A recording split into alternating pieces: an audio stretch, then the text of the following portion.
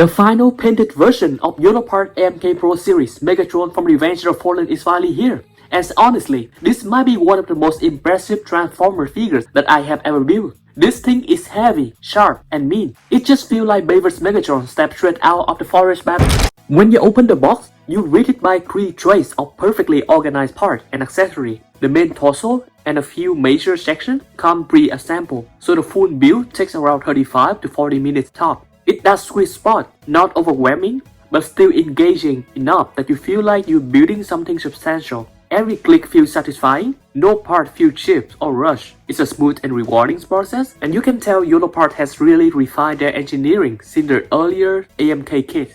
The first thing that hits you once it's built is the weight. This Megatron is loaded with diecast parts, especially around the joint and the structural area. You feel it in the legs, torso, and even the cannon's arm. It's got that cold and solid metal feel that instantly streams quality across all of the joint and a tons of other parts in the chest, legs, and feet area. The armor used thick ABS plastic with a premium metallic paint finish, layered gunmetal, darker shading in the gaps, and subtle rust tones that make it look alive. You don't even need to add top coat. It's already displayed ready straight out the box. The sculpt is absolutely phenomenal. Every chaotic blade, jack mechanical tendon from the Revenge of the Fallen design is faithfully graduated. The head sculpt is razor sharp. The teeth are individually defined, and those piercing red eyes combined with the LED cannon just make Megatron look vicious. Every piece of this Revenge of the Fallen Megatron is sculpted with movie-accurate complexity. The asymmetrical armor plate, the jagged lines, and the chaotic muscle like mechanical layers underneath, everything feels alive. The waist looks really clean,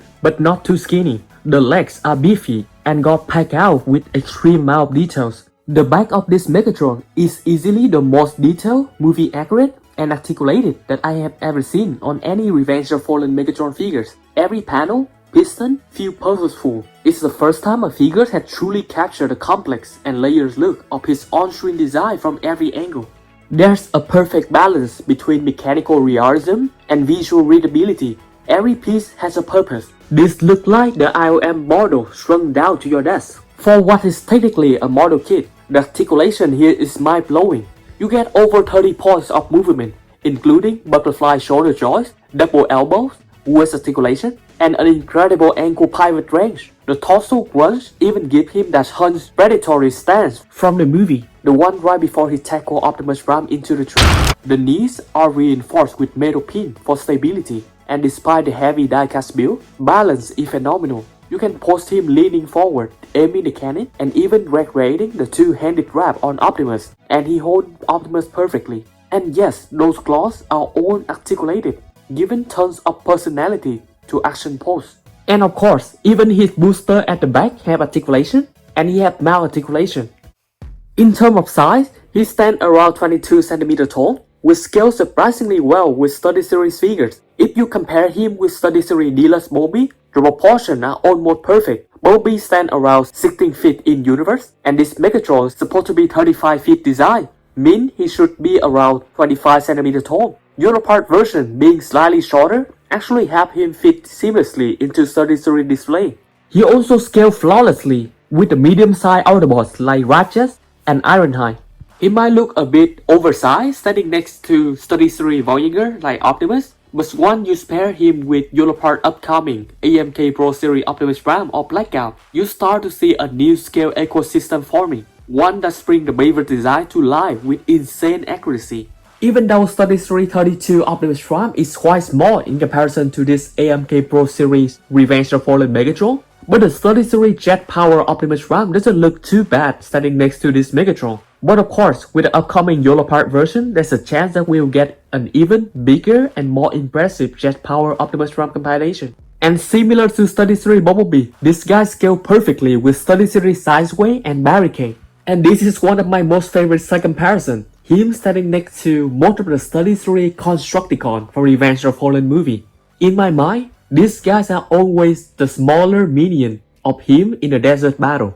Especially considering we have seen quite many of them on the journey to rescue Revenge of the Fallen Megatron down in the bottom of the sea. Most of the Constructicon, aside from the massive titans like Scavenger and Overlord, was shown in multiple scenes surrounding Megatron remains at the bottom of the sea, giving us a clear sense of their scale differences. This 22cm Megatron captured that dynamic beautifully at his scale far more accurately next to the Threezero Constructicon, perfectly recreating that powerful underwater resurrection scene. He also scaled surprisingly well next to the Threezero The Fallen, not perfectly by the official scale chart, but much closer to how they actually appear together in the movie scenes, making display setup feel far more cinematic and authentic.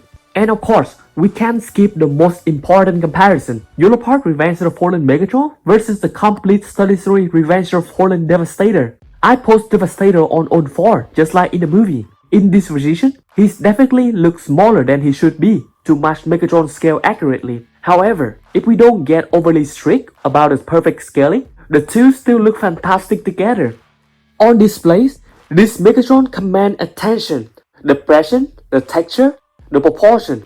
He is the centerpiece of any Bayverse self. Now, let's be honest, no figure is perfect, and this one is no exception. While the main body is solid, a few of the smaller armor pieces can pop up during posing. The thigh score, forearm armor, and some of the back plating don't grip as firmly as I would like, mainly because the bone joint and socket hole are slightly shallow in those smaller sections. Some minor loose parts are not terrible, but you will definitely feel them when you reproportioning him for display. Also, the fusion cannon has a bit of a play where it's connected to the forearm. It's stable but not rock solid, and if you're handling him a lot, expect some fingerprint on a glossy metallic finish. It's a beautiful paint job, but it picks up some smudge easily.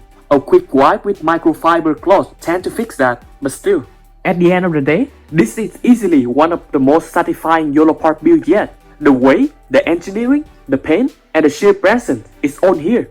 This version of Megatron perfectly captures the essence of the Forest Battle Megatron, brutal, relentless, and terrifying. Every angle stream power, and every pose radiates characters. It's honestly my favorite Bayverse Megatron design, and this is the definitive version to all. If Yolopark keep this level of quality going, with Optimus, Blackout, and hopefully one day Starstream, then the AMK Pro series might just become the ultimate Bayverse collector line, of course with non-transforming figures. So yeah, this AMK Pro Revenge of the Fallen Megatron absolutely blew me away. If you have built this guy too, or if you're waiting for your pre-order to ship, let me know your thoughts in the comment below. And if you love details Bayverse coverage, reviews, or scaling breakdowns, make sure to hit that like, subscribe, and ring that bell so you don't miss the next build.